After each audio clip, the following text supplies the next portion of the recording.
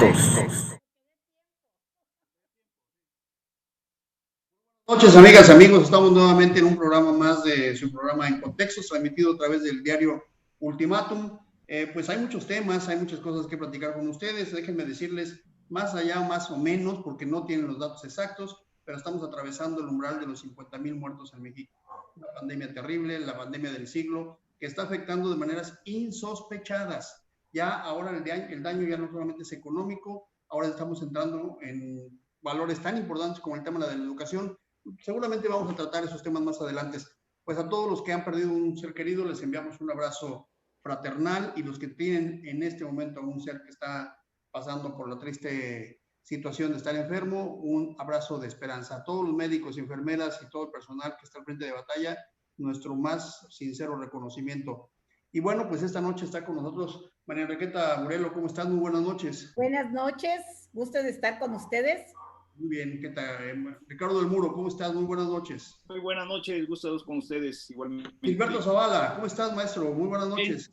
Buenas noches, Víctor. Buenas noches a Carlos todos. Mayor, ¿cómo estás? Muy buenas noches, Juan Carlos. Bien, buenas noches.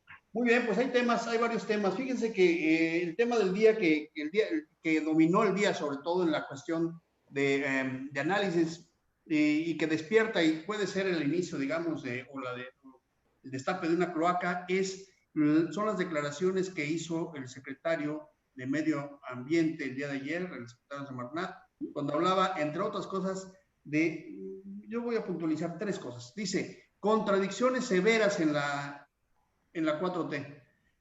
Dos, no entiende el medio ambiental y muy probablemente, bueno, ni siquiera dijo probable, muy seguramente la cabeza, o sea, el ejecutivo, o sea, el presidente, pongámosle, no entiende el tema ambiental.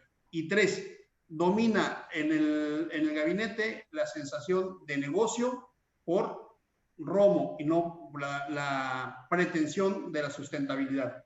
Ese es un tema. El otro tema es que las implicaciones del COVID, las implicaciones de la pandemia están pegando durísimo en el tema de la educación. Ayer lo tratábamos, antier lo trataron los compañeros y seguramente lo seguiremos abordando porque es un tema terrible que está pegando a todas las familias y muy sensible el tema de la educación, bueno, en todos los sectores, pero particularmente el tema de la educación básica. Y otro tema muy importante, hoy se cumple 75 años que cayera en aquella ciudad de Hiroshima una bomba conocida como la Little Boy, el pequeño niño, el bebé, que destruyó la ciudad de Hiroshima, la isla de Hiroshima, bueno, toda la parte urbana de la... 200 muertes. 3 días después, Nagasaki también sufrió el embate de una bomba atómica, 400,000 muertes. En menos de 3 meses se calcula que hubo 800,000 muertes en esa región. Desde luego, los que murieron inmediatamente y después ocasionados por las enfermedades que generaron las radiaciones. El mundo se convulsionó a partir de la aparición de la bomba atómica. Entramos en la era post-atómica o en la era nuclear. Las cosas cambiaron, la Guerra Fría, y hoy estamos en la pandemia. Pero hay que recordar, 75 años de la bomba de Hiroshima. Son 3 temas. ¿Con cuál queremos empezar? Ricardo del Muro, tú que estás regresando al programa en estos días, a ver, ¿qué tema te parece interesante para respondiendo a la inquietud de la maestra Keta Burelo, ni siquiera empezamos por Hiroshima. Y bueno, por 2 cosas, hace un par de años tuve la fortuna de conocer Hiroshima, que ahorita ya es una ciudad pues bastante moderna y muy limpia como todas las de Japón. Y justo en donde está el monumento que le llaman el Monumento a la Paz, que son los restos que quedan de la Cámara de Comercio y que normalmente es lo que se muestra, que es un edificio de la década de los 30, bueno, ruinas de un edificio de la década de los 30 con los fierros todos retorcidos, es un edificio que están las ruinas ahí, y eso es una de las principales pues recuerdos de lo de Hiroshima. Es el único que quedó en pie después de la... Quedó en pie, exacto. Y después junto hicieron ellos lo que se llama el Museo de la Paz, ¿no? Aparte de que hay una antorcha, hay un corredor en ese parque y hay una antorcha encendida que permanentemente se mantiene para recordar la paz ahí. En el Museo de Hiroshima, por supuesto, empieza uno a observar los restos que se lograron rescatar de de este momento en que, de lo que se salvó de estar desintegrado por el impacto de la bomba atómica. Y por supuesto que impacta, pero también impacta la capacidad que han tenido los japoneses para sobreponerse a esa tragedia, dejar este monumento y volver a hacer que Japón sea un país próspero, y que los ha metido en una situación interesante porque justo cuando fue el desfile de China Roja, que fue hace un par de años, que China Roja hizo un amplio desfile militar, Japón se volvió a plantear la interrogante sobre si ya bastaba de pedir perdón y si era necesario que otra vez tuviera un ejército. Se sometió a votación entre la población y pues dijeron que definitivamente no lo querían hacer. ¿Y esto por qué lo digo? Porque pues la bomba atómica está muy ligada con estos hechos, ¿no? El hecho de que había llegado a Japón un gobierno militarista, los combates previos, el de Iwo Jima, por ejemplo, los de la isla, el de Iwo Jima sobre todo, que en donde la mayoría de los soldados japoneses llegaban en tal forma fanatizados de manera que preferían morir a dar un paso atrás y se lanzaban a morir acribillados antes de entregar el territorio. Y los estadounidenses, según se sabe, pues hicieron el balance de que tomar la ciudad de Tokio, o tomar Japón ya concretamente, Tokio concretamente, iba a tener un costo mayor que el que significó tomar Berlín, que había sucedido meses previos. Y entonces se optó por la situación de lanzar la bomba de Hiroshima. Una decisión hasta la fecha que genera polémica, y por supuesto que divide al mundo en dos épocas, ¿no? La de antes de la bomba atómica y después de la bomba atómica. Para terminar mi comentario, permítanme señalar que hay un texto hermosísimo, periodístico, que se llama El Relámpago Silencioso. Lo pueden los jóvenes, sobre todo si lo tienen ganas de leer, de John Hershey, que era un corresponsal del New York Times.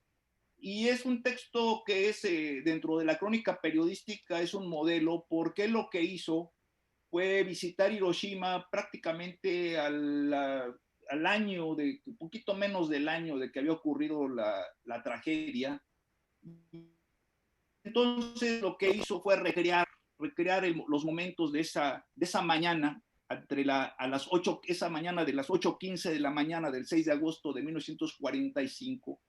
Y entonces su texto empieza de una manera interesantísima, porque empieza más o menos en esta situación que dice, exactamente a las 8:15 de la mañana del 6 de agosto de 1945, en el momento en que estalló la bomba atómica, la señorita fulana de tal estaba haciendo esto en tal lugar.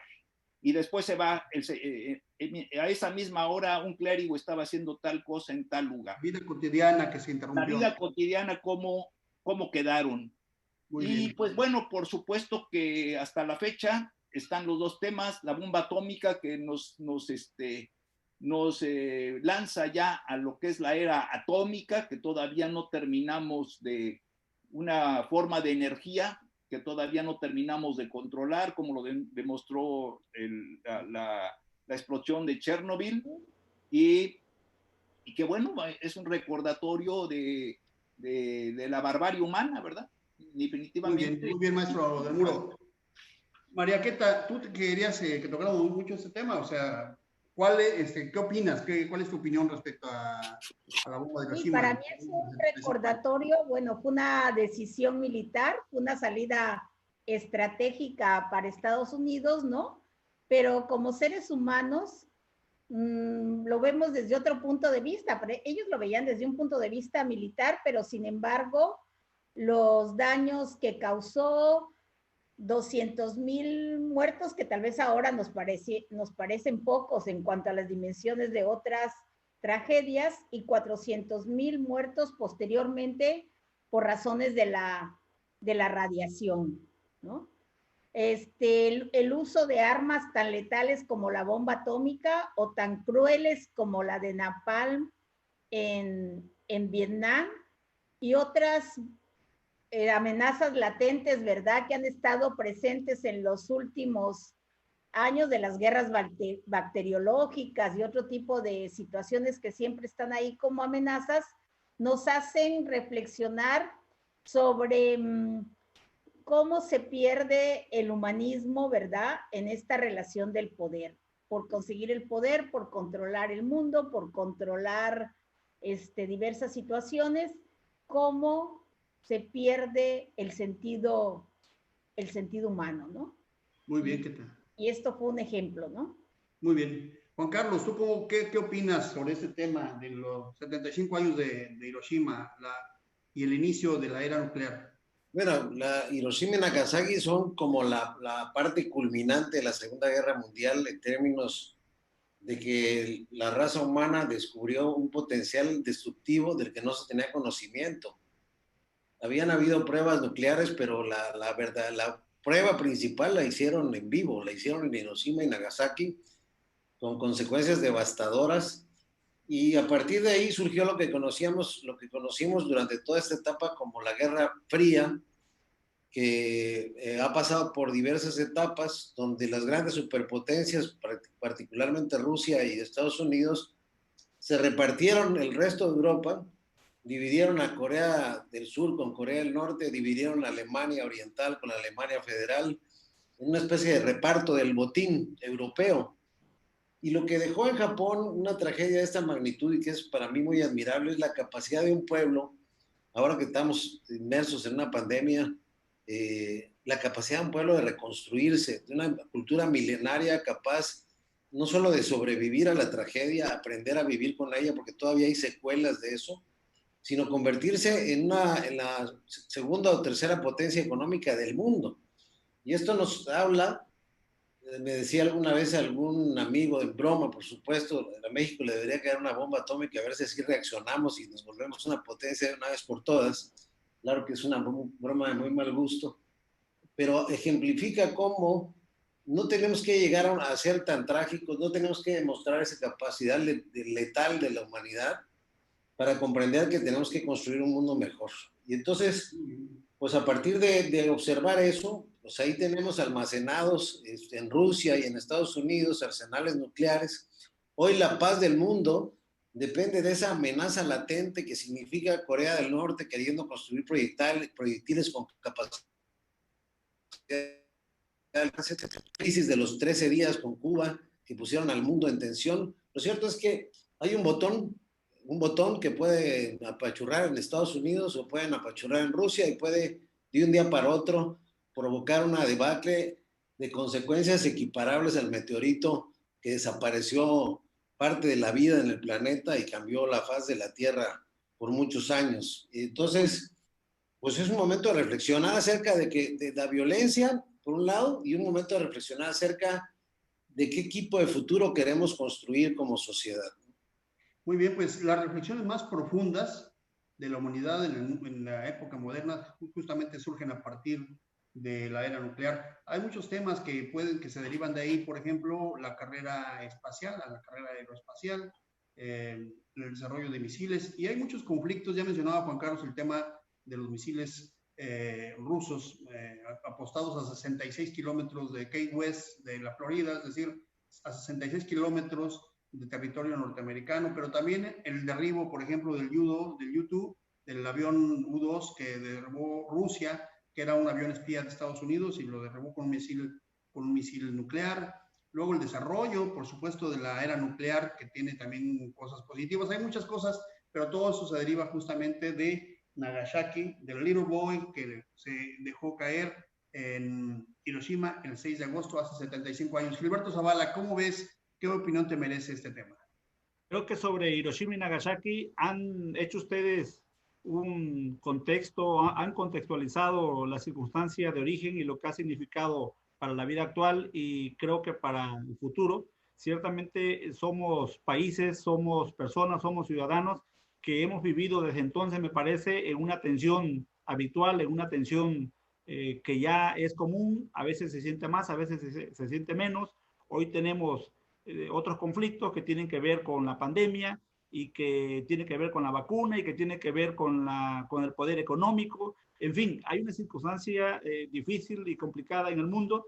Yo quisiera recuperar, si les parece, la expresión de la maestra Queta en términos de la relación que tienen las personas dentro del poder o para conseguir el poder, y quisiera entrarle, si me lo permitieran, al segundo tema que planteabas, Ricardo, Víctor, sobre los comentarios de ayer de Toledo. Oye, sí, maestro Gilberto, es otra bomba. Es otra bomba, claro, claro, sin duda, Una porque bomba de declaraciones. eso es otra bomba porque cae dentro de un proyecto que no termina de acentuarse, que no termina de definirse en un país como México, y que efectivamente estamos aprendiendo o tratando de entender qué es lo que ocurre en las entrañas del poder y en términos de la percepción de las personas, de los ciudadanos, de los mexicanos, qué implica, ¿no? Pero permíteme, déjame poner en contexto para el público. Hace 2 días, el secretario de Medio Ambiente hizo una serie de declaraciones en donde, entre otras cosas, está señalando que la 4T no tiene rumbo y que no tiene una visión de sustentabilidad, que hay una serie de contradicciones.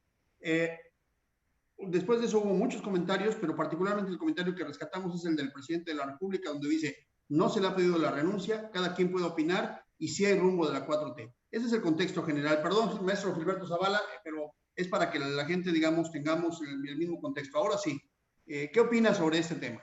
Mira, contextualizando efectivamente lo que pasó apenas unas horas antes, efectivamente, tras la salida de Josefo González Blanco Ortiz Mena, que lo planteaba ayer Juan Carlos, como titular de la Semarnat, llega efectivamente este señor Toledo, y que en medio de un recorte, en medio de circunstancias, durante 10 meses ha vivido así, con una dependencia, con una secretaría en la que tiene recortes, en la que hay injerencias de otros actores, de otras secretarías, y en donde efectivamente en un análisis que él plantea en un seminario internacional, él plantea las contradicciones o los choques o los desequilibrios aún que se perciben dentro de la 4T. Yo rescataría en ese contexto que la expresión de no idealizar a la 4T. Me parece que es importante, que había que dimensionarlo, porque se trata de que, así como dice el presidente que se puede disentir, que se pueden opinar con relación hacia la manera de cómo se funciona el país, que la conduce el presidente, por supuesto, en términos de responsabilidad, pero también en términos del ser humano y del hombre político. Y yo diría que efectivamente, en tanto no idealicemos y vivamos y critiquemos y señalemos con razonamiento, con datos, con la circunstancia que está pasando en cada parte de la República, me parece que vamos a tener el equilibrio suficiente para disentir, para opinar distinto y, por supuesto, para coincidir. Muy bien, maestro Ricardo del Muro, las declaraciones del secretario de Medio Ambiente, Víctor Cruz Toledo, son algo que lastima a la 4T, o en realidad nos debemos ir acostumbrando a un tema de autocrítica interna. Bueno, yo creo que hay que verlo en el contexto. Lo que está señalando es algo lógico, porque de alguna manera era bueno que esto se revelara. Y lo que no hay que olvidar, que finalmente la 4T tiene la característica que es un gobierno que llegó, fue un movimiento de coalición. Llegaron gentes de muchísimas tendencias que lo único que los unía en última instancia, o lo que los unía fuertemente en última instancia, era evitar que repitieran en el poder tanto el PRI como el Partido de Acción Nacional. Entonces, eso es el punto. Y por supuesto, lo que está señalando ahí es de que en un momento de esto, o sea, no estamos hablando de un partido, digamos, dentro de una línea definida, ideológica, sino que estamos hablando de una coalición. Y en una coalición, por supuesto, se juntan todo tipo de tendencias, como bien lo dice la Carta de Toledo.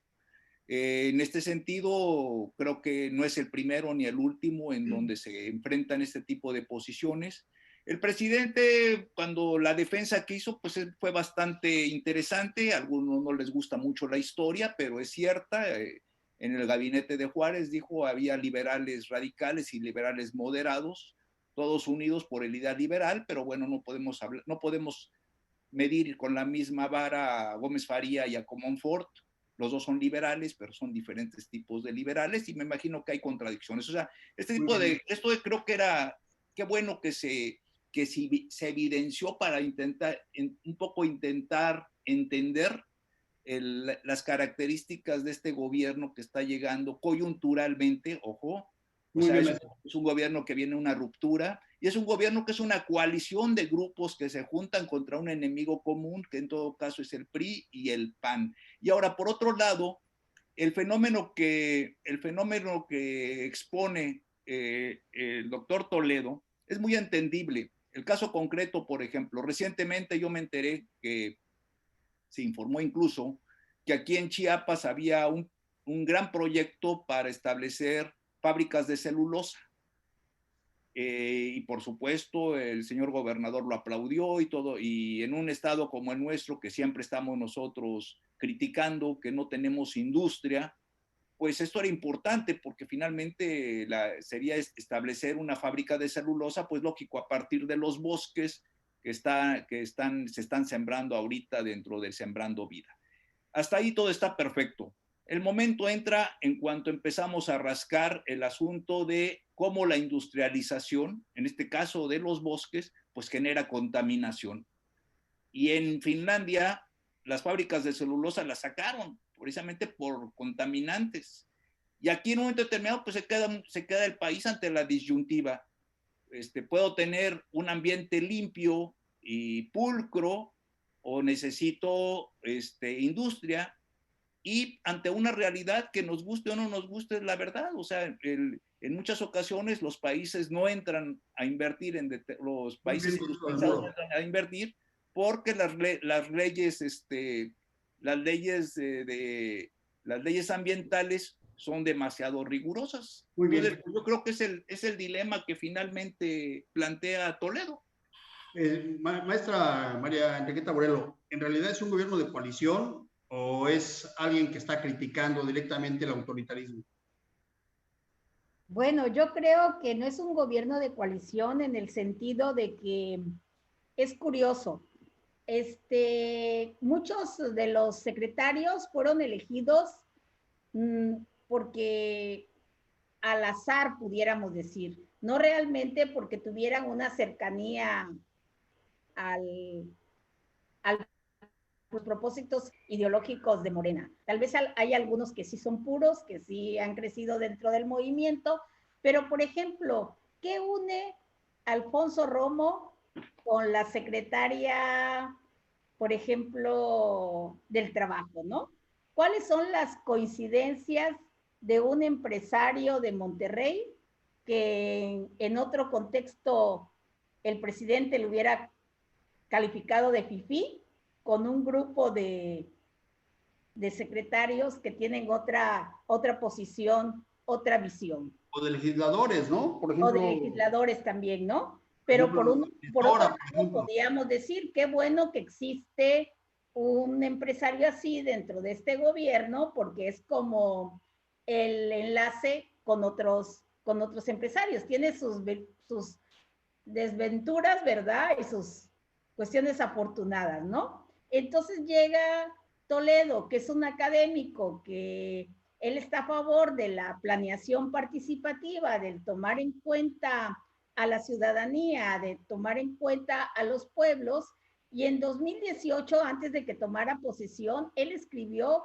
un texto sobre el Tren Maya, en el que no estaba de acuerdo porque no había habido una planeación participativa de los pueblos que rodean al Tren Maya, ¿no? Aún así, a la salida de Josefa González Ortiz, ¿verdad? Nombran a Víctor Toledo. Ya de por sí, él ya llegaba con sus asegúnes a esta secretaría. Y como es lógico, ¿verdad? Tiene sus enfrentamientos con otros secretarios que tienen otra visión. Esto no es el primer gobierno en el que se da este tipo de situaciones, pero sí con un gobierno como el de López Obrador, porque yo diría que este gobierno está centrado en López Obrador, pues sí saca de onda a los demás, ¿verdad? Que alguien se atreva a disentir de esta manera tan pública, ¿no? Muy bien, ¿qué tal? Muy bien. Permíteme, Juan Carlos, ahorita voy contigo con tu opinión, pero déjenme leer, por favor, la gente que nos está acompañando hoy, porque tenemos muchas visitas y me parece importante que los escuchemos y les demos un agradecimiento que estén con nosotros. Berta Lilia Zavala, muchas gracias por acompañarnos. Araceli Hernández Gómez nos manda saludos también, nosotros a ella. Lili Calderón, Cristian Carrasco, María Angélica Vázquez, buenas noches a todos, en especial al maestro y amigo, maestro Gilberto Zavala, a Hugo, a Janel, Nicolás López, Juan Vaz, Kenny Matías, Susana Alonso y Bernardino Mendoza, Verónica Ruiz, Edilberto Alfaro, Pedro Alfaro Cruz, Nilce Domínguez y Rosa María del Carmen Alfaro Castillo, muchos saludos, a Pati Villalba también, a Giorgio Flores, a Connie Díaz, a Francisco Trenado, a Huicho Mejía, a Guadalupe González Alfaro, Cruz Vera, Caché Hernández, Rigo Fonseca, Carlos Manuel Heredia Sánchez, David Trujillo, Neftalí Hernández, Maribel Preciado, Ulma Rumaya, Raimundo Fermín, Manuel Bautista, Ingrid Escudero, Villamil, también muchos saludos hasta México, Violeta Ruth Espinosa Vidal, Francisco Javier Méndez Robledo, Rosita Hernández, Jesús Damaso Hernández, Alegría, Araceli Hernández Gómez, Héctor Hugo Camacho, Loren Mondragón, Sara Pérez Cruz, Blanca Esenia López, Erika Ramírez, Lili Calderón, Rosario Santos, Gerardo Francisco Gómez López, Carlos Cosío, Anita Méndez, Lucy Vázquez, Italia Tena, Jan Sequian, que es un buen amigo, Carlos Núñez González.